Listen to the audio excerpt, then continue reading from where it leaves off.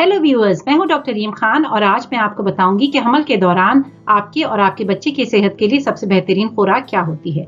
सबसे पहले बात करते हैं अंडे की। अंडा एक मुकम्मल ग़िज़ा है।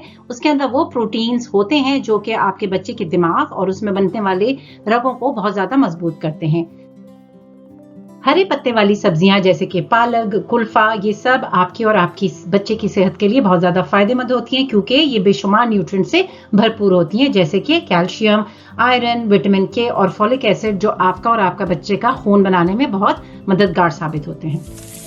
कोशिश करें कि ज़्यादा से ज़्यादा गोश्त खाएं और ध्यान रहे कि जब भी गोश्त खाएं, हड्डी वाला गोश्त खाएं।